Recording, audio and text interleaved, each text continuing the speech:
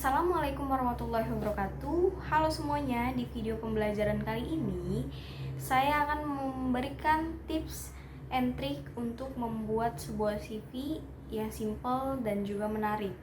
Itu bisa kita gunakan untuk nanti ketika kita lulus, kita akan mencari kerja.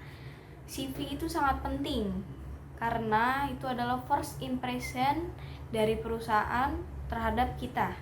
Jadi sebisa mungkin CV itu harus simple dan juga menarik. Mau tahu gimana tips dan triknya? Yuk simak.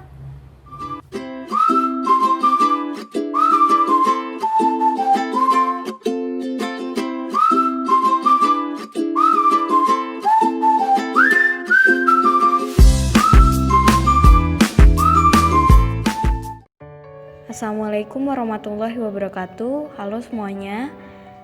Di sini saya akan membuat sebuah video pembelajaran yaitu tentang tips membuat CV atau kurikulum vitae yang simple dan juga menarik. Disimak ya.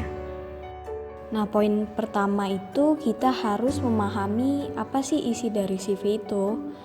Nah, di sini isi dari sebuah kurikulum vitae ini yang pertama ada identitas diri, itu udah pasti. Nama lengkap, alamat, nomor telepon, dan alamat email, atau bisa juga yang lainnya. Yang kedua ada pendidikan. Nah, ini pendidikan juga sangat penting ya. Yang pertama itu ada pendidikan terakhir, jurusan, dan IPK-nya berapa.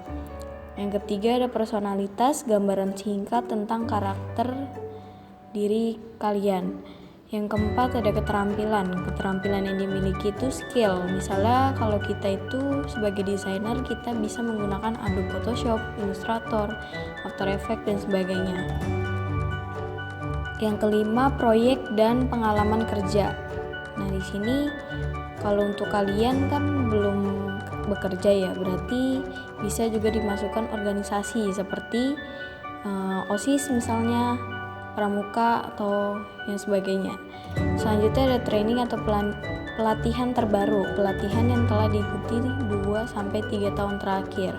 Nah, ini untuk pelatihan yang kalau pelatihan itu biasanya dapat sertifikat. Nah, itu bisa dicantumkan.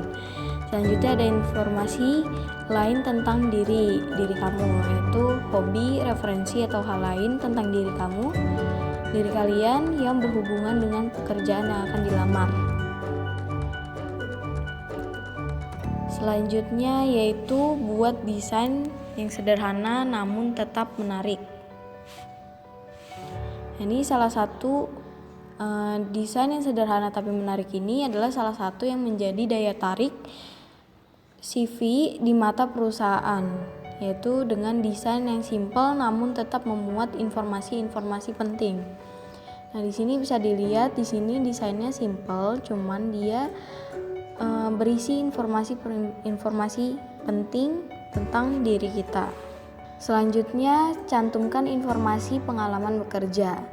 Nah, di sini seperti yang tadi saya udah bilang, kalau kalian kan masih sekolah, jadi bisa misalnya organisasi OSIS atau yang lainnya. Nah, ini kalau untuk yang udah bekerja, tulislah pengalaman bekerja secara detail, tuliskan tanggung jawab serta kompleksitas pekerjaan di perusahaan sebelumnya atau yang berhubungan dengan pekerjaan yang dilamar. Selanjutnya, ini bisa juga kita menunjukkan kemampuan bahasa asing kita, misalnya bahasa Inggris, bahasa Korea, dan lain sebagainya. Jika menguasai bahasa asing, coba untuk ditulis di CV Anda dengan menggunakan bahasa Inggris. CV yang menggunakan bahasa Inggris atau asing menjadi daya tarik tersendiri bagi setiap perusahaan. Selanjutnya adalah tambahkan informasi sosial media kalian. Nah, di sini kalian bisa mencantumkan sosial media di CV kalian, seperti akun Instagram, Facebook, dan LinkedIn. Tapi pastikan kembali bahwa Anda tidak pernah memposting hal yang melanggar hukum ataupun SARA, karena hal tersebut hanya akan membuat kesan Anda menjadi buruk.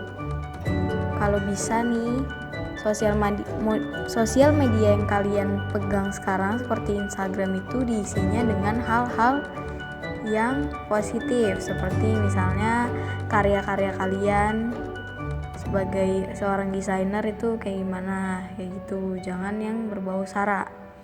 Oke. Nah, poin yang terakhir ini adalah menambahkan skill yang dimiliki, mulai dari hard skill dan soft skill. Ada yang tahu gak sih hard skill dan soft skill itu apa? Nah, yang pertama kita bahas hard skill dulu. Hard skill itu merupakan kemampuan spesifik yang harus dimiliki untuk sebuah pekerjaan tertentu. Misalnya, kita menguasai aplikasi apa sih? Nah, yang pertama, misalnya kita seorang desainer nih, kita menguasai aplikasi dari Adobe Illustrator, Adobe Photoshop. Nah, itu dikasih persenannya. Kira-kira kita udah menguasai Adobe Photoshop itu berapa persen sih? Adobe Illustrator berapa persen? After Effects dan lain sebagainya. Nah, kalau untuk soft skill ini adalah yang pertama, kemampuan berkomunikasi. Gimana sih kita cara berkomunikasi dengan orang lain? Gimana caranya kita menghadap kepada atasan kita, misalnya kita sebagai pelamar kerja itu